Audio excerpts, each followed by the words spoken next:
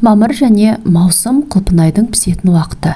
Оның қаншалықты дәмді екенін өзіңіз білесіз. Ал басқа артықшылықтары туралы естіп едіңіз? Осы жайында бүгінгі видеода айтатын боламыз. Видеоны соңына дейін көріңіз. Құлпынай есте сақтау қабілетін жақсартады. Жақында жүргізілген зерттеулерге сәйкес, құлпынай мидың қартаю процесін баяулатады. Оның функционалдық өмірін ұзартады. Бұл бізге қартайғанда да мүмкіндігінше ұзақ уақыт бойы есімізді жоғалтпауға мүмкіндік береді. Бір қызығы, құлпынайды күнде жеу қысқа мерзімді есте сақтау қабілетін жақсартатыны дәлелденген.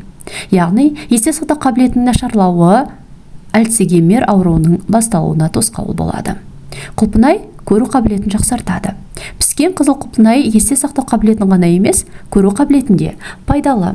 Көптеген зерттеулер құлпынайды күнделікті тұтыну тордың макулярлы дегенерациясын, контрактының, көздің құрғауының, прогрессивті соқырлықтың және жас қойылған сайын тіндердің өзгеруіне байланысты басқа да проблемалардың дамуына жол бермейтінін растайды.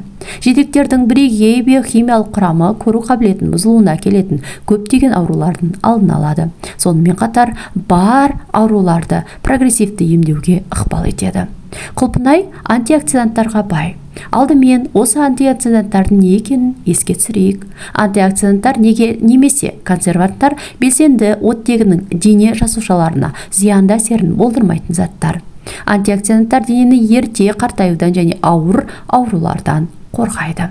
Ғалымдар құлпынайда фенолдық қосылыстардың бар екенін айтады. Құлпынай тұтыну дененің зиянды заттар әсеріне қарсы тұру қабілетін арттыратын дәлелдеген. Дегенмен, бір маңызды нюансты айтып өткен жөн. Барлық құлпынай бірдей пайдалы емес. Жидек түсі неғұрлым қою болса, соғұрлым пайдалы болады. Құлпынай эллак қышқылына бай. Эллак қышқылы жасушалық циклді реттегіш. Көбінесе жеміс, жаңғақ және жидек сығындыларында кездеседі. Зат рак клеткаларының мутациясын тоқтату қабілетінің арқасында танымал болды. Құрамындағы эллак қышқылының саны бойынша құлпынай 3-ші орында тұр. Ол ісік процестерін басу мүмкіндігінен басқа қабынуға қарсы әсерге ие. Ағзаға пайдалы процестерге оң әсер етеді. Сонымен қатар иммундық жүйені нығайтады, оны сыртқы әсерден қорғайды. Құлпынай С витаминінің көзі. Витаминінің немесе аскорбин қышқылының негізгі көздері лимон, апельсин және сарымсақ. Сонымен қатар құлпынайда бұл дәруменің көзі саналады. Бір уыс құлпынайда бір апельсин құрамына көбірек С дәрумені бар. Рас, мұндай қасиет жылыжайда емес ашық күн астында өсірілген құлпынайда қалатын болатынын еске ұстаған жөн.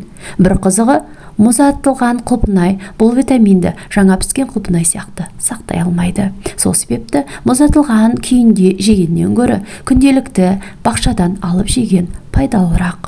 Құлпынай қатерлі ісіктің алдын алады. Бүгінгі күні қатерлі ісік және оның алдын алу әдістеріне зерттеу үшін жыл сайын жүздеген зерттеулер жүргізіледі. Олардың кейбіреулері белгілі бір тағамды үнемі тұтыну қатерлі ісік ауруларының даму мүмкіндігін азайтуға көмектесетіні көрсетілген. Бұл тізімге құлпынайда тіркелгені мәлім. Құлпынай аллергиясы бар адамдарға пайдалы.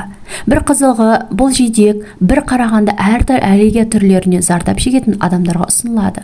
Құлпынай аллергиямен байланысты қабынуды және белгілі бір биохимиялық реакцияларды тежейді. Сонымен қатар құлпынай болашақ аналарға пайдалы. Зерттеулер көрсеткендей, егер әйел жүктілік кезінде құлпынай тұтынса, балаларда құлпынайға аллергияның дамуы қаупі азаяды. Сондықтан жүктілік кезінде құлпынайды жеп отырған абзал. Құлпынай жүрекке пайдалы. Бұл қызыл жидектер көптеген жүрек қан тамырлары ауруларына пайда болу және даму қаупін төмендететіні дәлелденген. Жоғарыда айтқанымыздай, құлпынай әртүрлі дәрумендермен антиоксиданттарға бай. Бірақ бұл жағдайда магний мен калий шөгінділерінің піскен жидектерде болуы әлде қайда маңызды.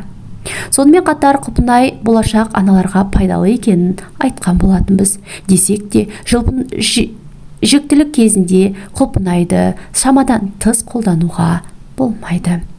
Әркімнің сүйікті құлпынайы шырынды, жарқын және өте дәмді жидек. Ол өзінің патша атауын толықтай ақтайды. Құлпынайдың адам ағзасына тигізетін пайдасы мен зияны көп жағдайда оның қасиеттерімен анықталады. Бұл керемет қолдануға мүмкіндік береді. Жидек десерт ретінде ғана емес, сонымен қатар дәрілік, косметикалық мақсаттарда да қолданады.